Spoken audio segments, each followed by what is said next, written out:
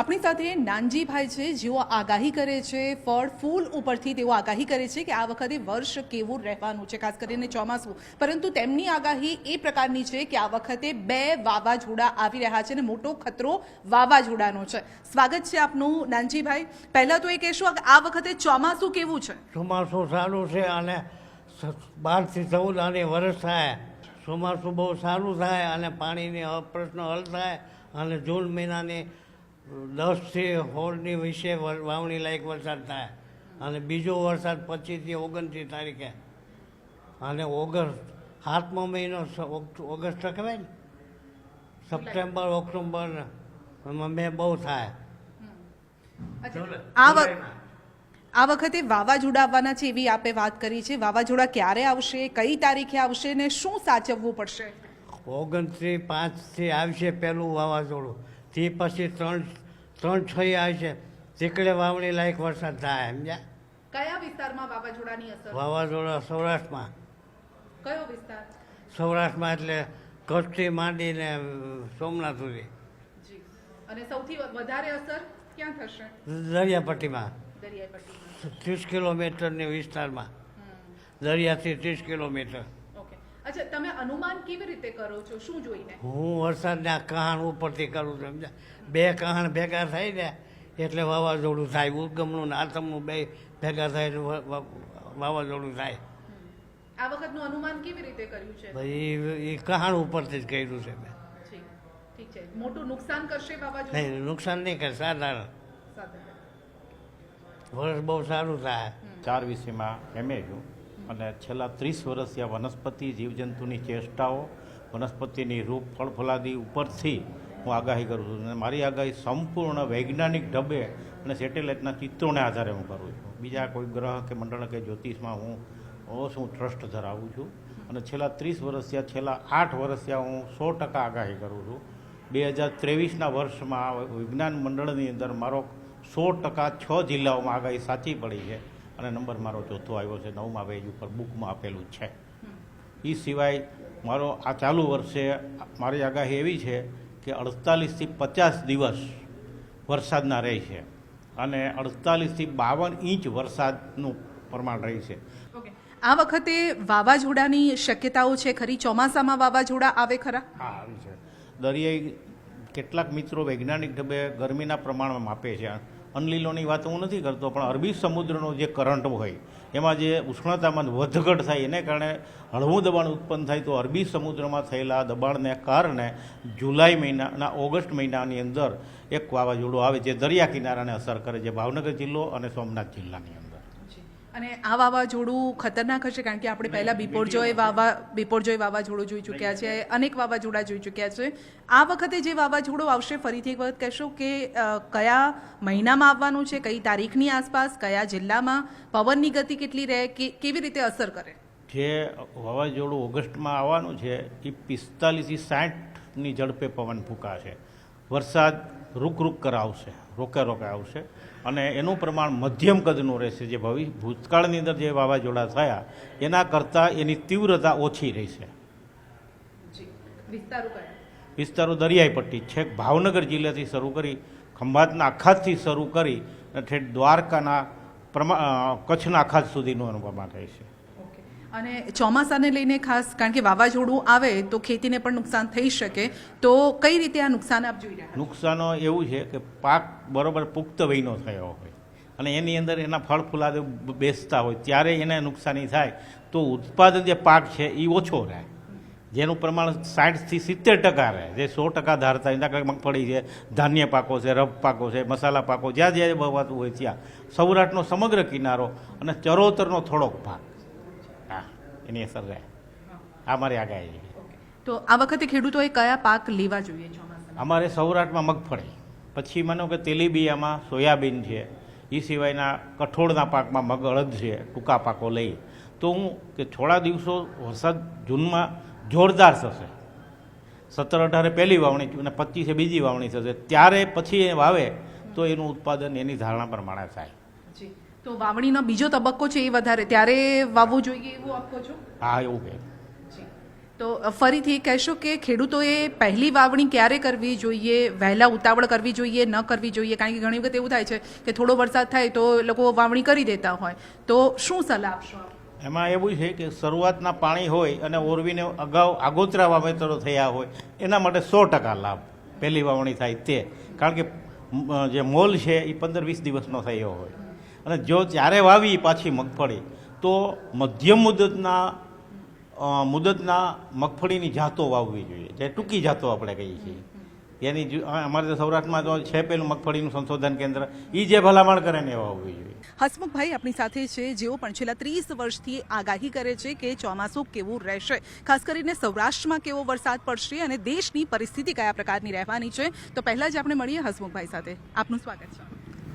મારું નામ હસમુખેશ નિમાવત છે ને બદલી વાક્યો કે જે દેશભરમાં હિન્દી ભાષામાં પણ છે, મરાઠી ભાષામાં પણ છે અને રાજસ્થાનીમાં પણ છે, કે જે બદલી વાક્યોમાં જે સૂત્રો આપ્યા છે કે ચોમાસું કેવું રહેશે, એના આધારે પણ મેં આ વર્ષનું જે તારણ છે એ કાઢ્યું છે. એમાં એક બદલી વાક્ય છે કે અશ્વિની ગળી ભરણી ગળી, ગળ્યા જ્યેષ્ઠાને મૂળ, પણ જો પૂર્વાષાઢા ધડુકિયા તો ઉપજે સાતે તુલ. તો આ જે જ્યેષ્ઠા અને મૂળ નક્ષત્ર એ ડિસેમ્બરમાં આવતા હોય છે અને અશ્વિની અને ભરણી નક્ષત્ર એ એપ્રિલમાં આવતા હોય છે.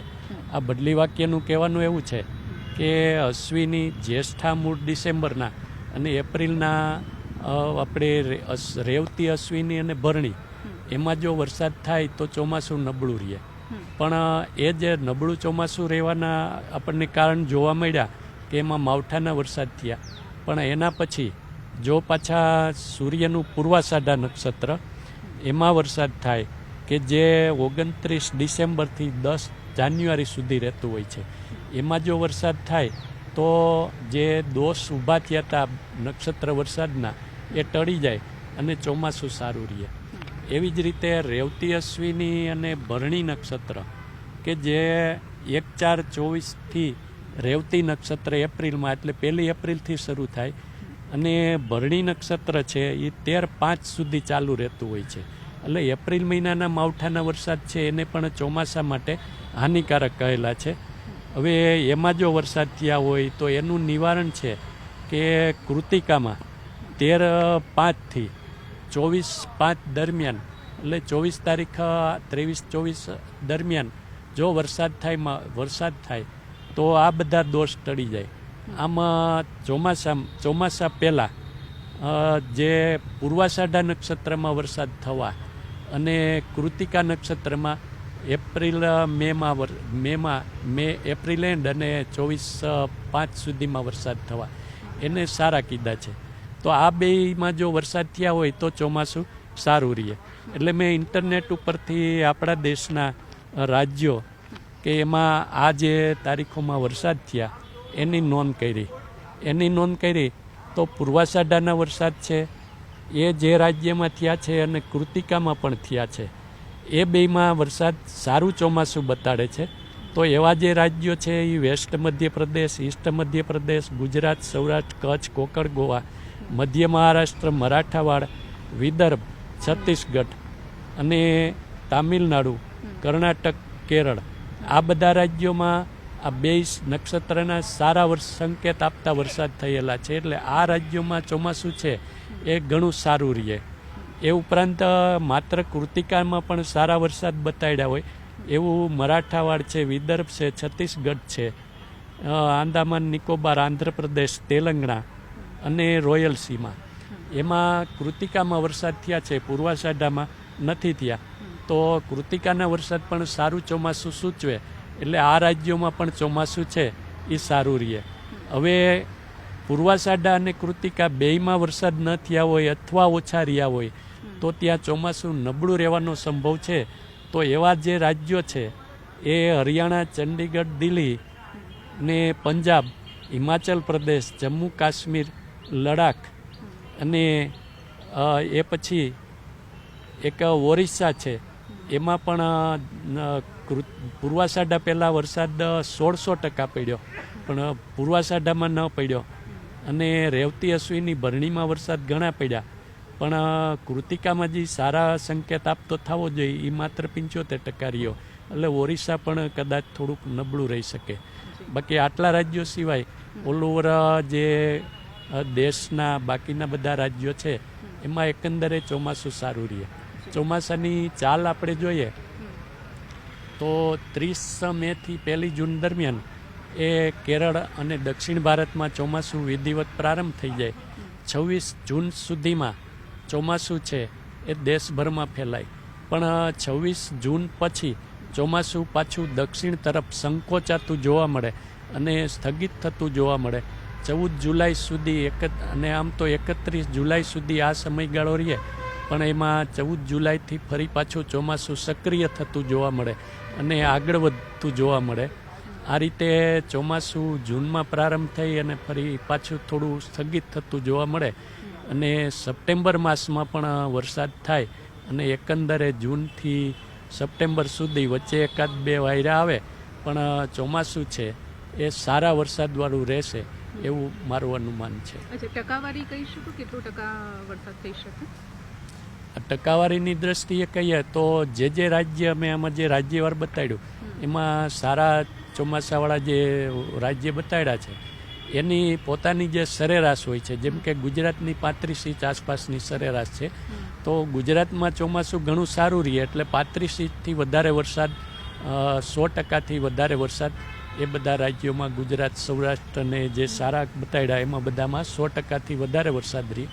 અને દેશનું ચોમાસું પણ કદાચ 100% આસપાસ અને 100થી 1-2% છે એ ઉપર રહે એવું આ વર્ષનું ચોમાસું છે એ બતાવે છે. તો બિલકુલ હસમુખભાઈ એવું કહી રહ્યા છે કે આ વખતે ગુજરાતમાં સારો વરસાદ છે, 100% જેટલો વરસાદ રહેવાનો છે અને દેશમાં પણ કેટલાક રાજ્યો એવા છે જ્યાં 100%થી ઉપર વરસાદ રહી શકે છે. કેમેરામેન પ્રકાશ દેસાઈ સાથે સંધ્યા પંચાલ, ન્યૂઝ 18 ગુજરાતી, જૂનાગઢ.